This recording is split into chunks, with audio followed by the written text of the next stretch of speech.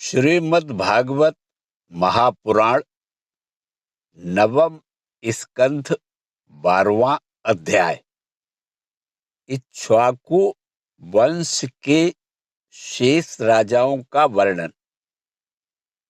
ओम नमो भगवते वासुदेवाय। श्री सुखदेव जी कहते हैं, परीक्षित, कुश का पुत्र हुआ अतिथि। उसका निषद, निषद का नभ, नभ का पुंडरीक और पुंडरीक का क्षेमधन्या, क्षेमधन्या का देवानीक, देवानीक का अनीह, अनीह का पारियात्र, पारियात्र का बल स्थल और बल स्थल का पुत्र हुआ वज्रनाभ। यह सूर्य का अंश था। वज्रनाभ से खगड़, खगड़ से विधृति और विधृति से हिरण्यनाभ की उत्पत्ति हुई।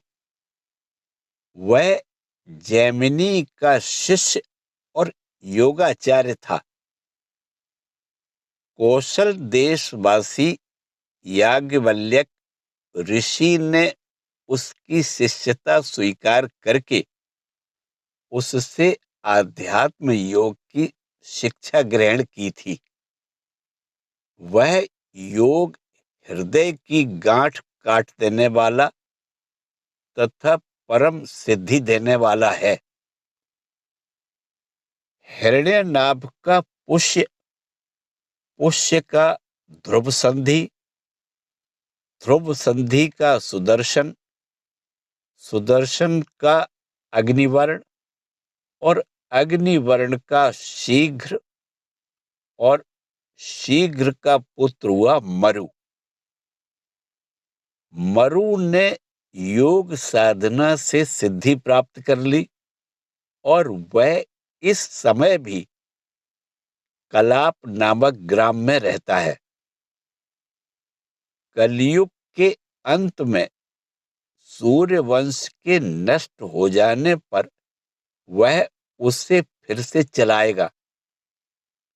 मरु से प्रसुश्रुत, उससे संधि और संधि से अमरषण का जन्म हुआ।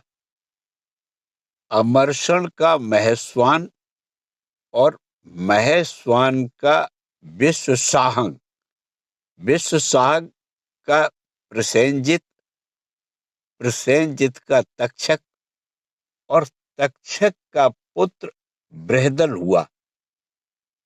परीक्षित, इसी बृहदल को तुम्हारे पिता अभिमन्यु ने युद्ध में मार डाला था। परीक्षित, इक्ष्वाकु वंश के इतने नरपति हो चुके हैं। अब आने वालों के विषय में सुनो। बृहद्वल का पुत्र होगा बृहद्रण, बृहद्रण का उरुक्रीय, उसका वत्सवृद्ध, वत्सवृद्ध का प्रतिव्योम, प्रतिव्योम का भानु और भानु का पुत्र होगा सेनापति दिवाक, दिवाक का वीर सहदेव, सहदेव का बृहदस्व, बृहदस्व का भानुमान, भानुमान का प्रतीकाश्व और प्रतीकाश्व का पुत्र होगा सुप्रतीक, सुप्रतीक का मरुदेव, मरुदेव का सुनछत्र, सुनछत्र का पुष्कर, पुष्कर का अंतरिक्ष, अंतरिक्ष का सुतपा और उसका पुत्र होगा अमित्रजित।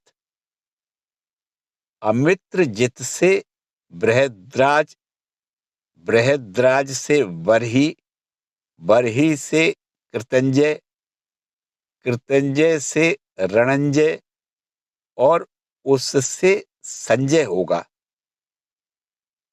संजय का शाक्य, उसका शुद्धोद और शुद्धोद का लांगल, लांगल का प्रसेनजित और प्रसेनजित का पुत्र क्षुद्रक होगा।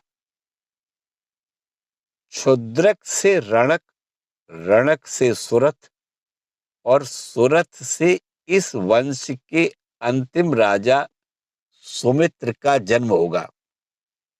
ये सब बृहद्वल के वंशधर होंगे।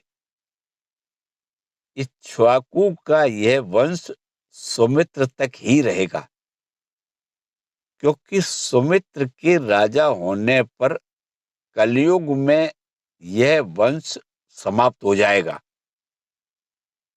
इसी के साथ 12वां अध्याय समाप्त हुआ। ओम नमो भगवते वासुदेवाय।